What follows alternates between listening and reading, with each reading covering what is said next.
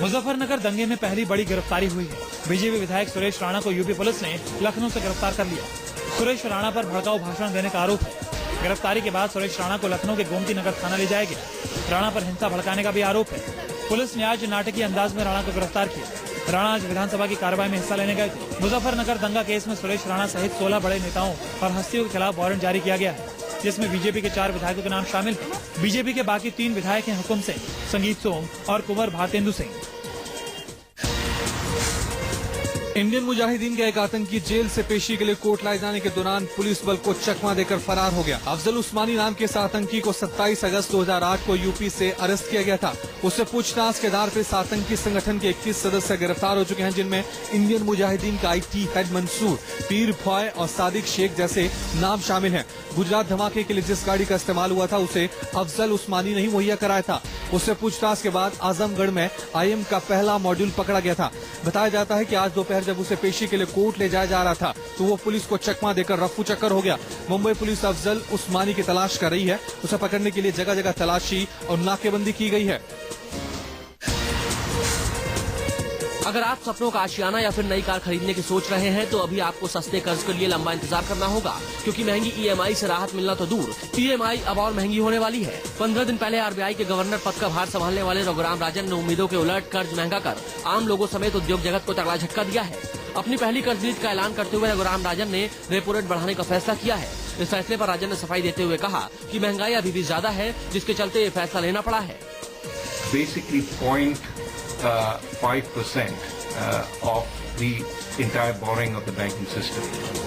नए RBI governor Raghuram Rajan की ये पहली कर्ज नीति थी और बाजार से लेकर उद्योग जगत सबको उम्मीद थी कि अर्थव्यवस्था को संकट से उभारने और महंगे कर्ज से राहत दिलाने के लिए राजन कोई न कोई जरूर फैसला लेंगे। पर उम्मीदों पर पानी फेरते हुए राजन ने रेपो रेट 7.25% से बढ़ाकर 7.50% कर दिया। जहां एक और रिजर्व बैंक ऑफ इंडिया ने अपने रेपो रेट में बढ़ोतरी कर ब्याज दरों को महंगा कर लोगों को जोर का झटका दिया, तो वहीं केंद्र सरकार ने केंद्रीय कर्मचारियों की महंगाई भत्ते में बढ़ोतरी कर उन्हें तोहफा दिया है। केंद्रीय कैबिनेट ने केंद्रीय कर्मचारियों को मिलने वाले महंगाई भत्ते में 10% की बढ़ोतरी के प्रस्ताव को मंजूरी दे दी है। सरकार ने सरकारी कर्मचारियों के महंगाई भत्ते को 80% से बढ़ाकर 90% करने की मंजूरी दे दी है। ये बढ़ोतरी 1 जुलाई 2013 से लागू होगी। इस फैसले से 50 लाख केंद्रीय कर्मचारियों और 30 लाख पेंशनधारियों को फायदा मिलेगा। DA में बढ़ोतरी के फैसले के बाद सरकारी खर्चे पर करीब 10,880 करोड़ का अतिरिक्त सालाना बोझ पड़ेगा। करीब 3 साल बाद महंगाई भत्ते में 10% का इजाफा हुआ है। समाजवादी पार्टी के सुप्रीमो मुलायम सिंह को CBI से बड़ी राहत मिली है। CBI ने मुलायम के खिलाफ आय से अधिक संपत्ति के मामले में क्लोजर रिपोर्ट दायर कर दी है। सबूत जुटाने में अपनी नाकामी को CBI ने क्लोजर रिपोर्ट दाखिल करने की वजह बताया है।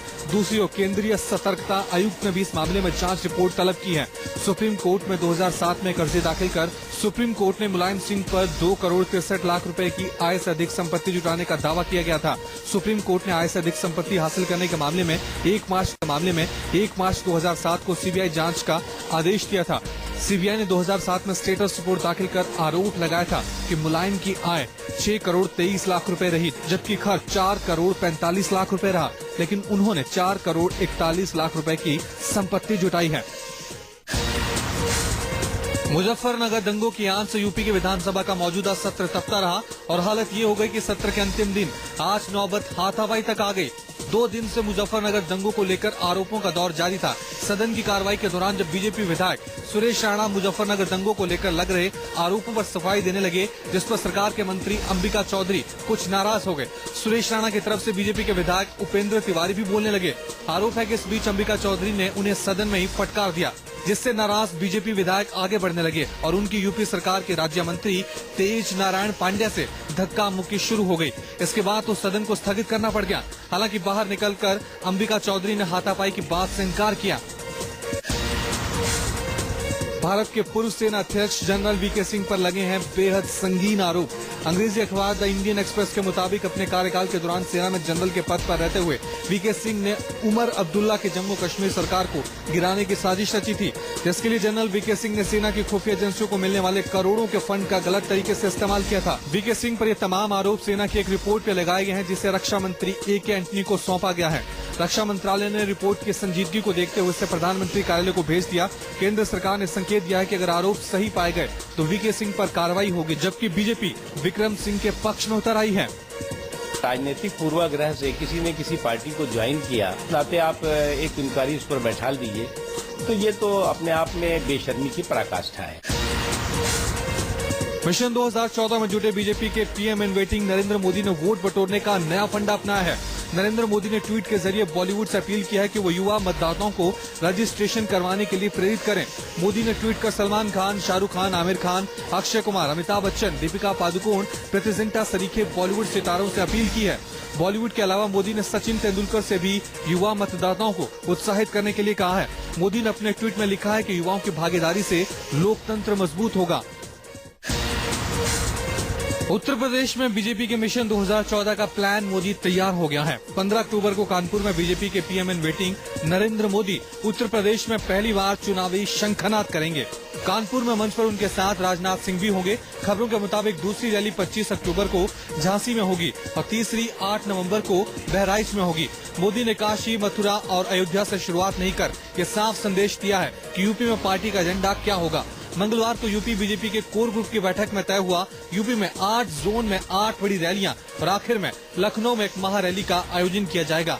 वही अमित शाह बिहार में चुनावी माहौल भांपने के लिए 21 सितंबर को पटना जाएंगे। यानी बीजेपी मिशन 2014 की तैयारी में पूरी तरह से जुट गई है। नाबालिग से यौन शोषण के आरोप में फंसे आसाराम अब पुलिस के सामने हथियार डालते दिख रहे हैं। कल तक अपनी जमानत के लिए जोर शोर से हाथ पैर मारते रहे आसाराम को भी समझ आ गया है कि उनके लिए बचने का रास्ता इतना आसान नहीं है। यही वजह है कि अब न सिर्फ उन्होंने अपनी जमानत को लेकर जल्दबाजी छोड़ दी है, बल्कि इस केस में अब तक छिपते फिर रहे उनके सेवादार भी सरेंडर करने लगे हैं। आसाराम के रसोइये प्रकाश और उनके छिंदवाड़ा आश्रम के संचालक शरद चंद्र ने जोधपुर सेशंस कोर्ट में सरेंडर कर दिया है। कोर्ट ने दोनों को एक दिन की पुलिस कस्टडी में भेज दिया है। आसाराम की गिरफ्तारी के बाद से ही प्रकाश और शरद फरार थे। बताया जा रहा है कि 15 अगस्त को जब लड़की के साथ घटना हुई, उस समय प्रकाश कुटिया के बाहर मौजूद था। प्रकाश को वारदात का अहम गवाह माना जा रहा है।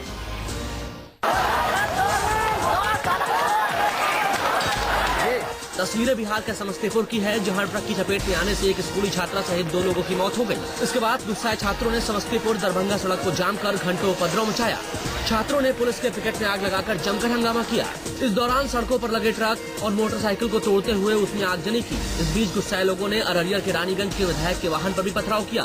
विधायक के बॉडीगार्ड ने किसी तरह विधायक की जान बचाई। प्रदर्शन कर रहे लोगों को शांत कराने के लिए पुलिस के आला अधिकारी मौके पर पहुंचे, फिर कहीं जाकर लोगों का गुस्सा शांत कराया जा सका। अपने आशिक के साथ मिलकर एक सॉफ्टवेयर इंजीनियर महिला ने अपने ही पति की बेरहमी से हत्या करवा दी। हालांकि इस हत्यारिन महिला ने अपने आप को बेगुनाह बनाए रखने के लिए इस घटना को लूट की तरह अंजाम देते हुए खुद भी अपने शरीर पर कई घाव लगवा लिए। लेकिन एक सीसीटीवी फुटेज से आखिरकार उसके षड्यंत्र का पर्दाफाश हो ही गया और पुलिस ने अब इस सॉफ्टवेयर इंजीनियर महिला और उसके आशिक सहित कुल 4 लोगों को हत्या के आरोप में गिरफ्तार कर लिया। दरअसल सौजन्या बंगलोर की एक नामी सॉफ्टवेयर कंपनी में काम करती है। 14 सितंबर को सौजन्या पति के साथ हैदराबाद के हयात नगर स्थित मंदिर गई थी। लौटते वक्त अचानक उन पर कुछ लोगों ने हमला कर दिया। इस घटना में बेरहमी से उसके पति वेंकटेश्वर राव की हमलावरों ने हत्या कर दी और सौजन्या के गहनों को लूट लिया। लेकिन तफ्तीश में पता चला कि वारदात की साजिश सौजन्या ने ही रची थी। गणपति विसर्जन के दौरान सुरक्षा के पुख्ता इंतजाम का दावा करने वाली मुंबई पुलिस के दावे हवाई साबित हुए हैं। गणपति विसर्जन के दौरान एक लड़की के साथ छेड़खानी करने का मामला सामने आया है। दरअसल लालबाग के राजा का जब विसर्जन हो रहा था, तभी ये शर्मनाक वाकया हुआ। तस्वीर में साफ देखा जा सकता है कि लोग लड़की से छेड़छाड़ कर रहे हैं। लड़की बुरी तरह से कई लोगों के बीच घिर गई है। ये सभी लोग उसे काफी देर तक छेड़ते रहे। लड़की ने छेड़खानी कर रहे मनचलों की भीड़ से निकलने की कोशिश की, लेकिन काफी देर तक कामयाब नहीं हो पाई। इस बीच कई लोगों ने लड़की को इस मुसीबत में देखा, लेकिन किसी ने उसकी मदद करने की कोशिश नहीं की। मुंबई गैंगरेप के बाद छेड़छाड़ की इस घटना से मुंबई एक बार फिर शर्मसार हुई है। अहमदाबाद पुलिस ने करीब 50 लाख रुपए की अवैध शराब जब्त की है। पुलिस को सूचना मिली थी कि अहमदाबाद में मध्य गुजरात से बड़ी तादाद में विदेशी शराब भेजी जा रही है। इसी आधार पर पुलिस ने अहमदाबाद के रिंग रोड पर एक संदिग्ध कंटेनर को रोका और कंटेनर की तलाशी ली गई। पहली नजर में तो पुलिस को लगा कि कोई कंपनी का बड़ा पार्सल जा रहा है, लेकिन जब कंटेनर के सभी पार्सल को तोड़ा गया तो पुलिस भौचक्की रह गई।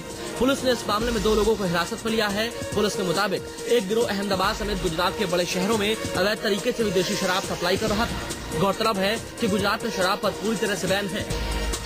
पर इन्फॉर्मेशन इतना कंफर्म था, इसलिए हमने उसका सील तोड़ दिया और गाड़ी चेक किए तो पूरा कंटेनर शराब से भरा हुआ था। बॉलीवुड स्टार आमिर खान को टेलीविजन कार्यक्रम सत्यमेव जयते के लिए अमेरिकी पुरस्कार से सम्मानित किया जाएगा। आमिर के अलावा इस पुरस्कार के लिए जानी मानी अमेरिकी निर्देशक कैथरीन बिगेलो और international centre on non violent conflict को भी इस पुरस्कार के लिए चुना गया है। आमिर को 28 अक्टूबर को वाशिंगटन डीसी में अमेरिकी अब्रॉड मीडिया इस पुरस्कार से सम्मानित करेगा। AAM के मुताबिक आमिर का काम लोगों को हमारे समय के अहम सामाजिक मुद्दों और सार्वजनिक नीतियों संबंधी मसलों के बारे में बताने और शिक्षित करने के लिए मीडिया की ताकत है और इसके जरिए लोगों को सशक्त बनाया जा सकता है। आमिर खान को हाल ही में टाइम पत्रिका के 100 सर्वाधिक प्रभावशाली लोगों की सूची में चुना गया था।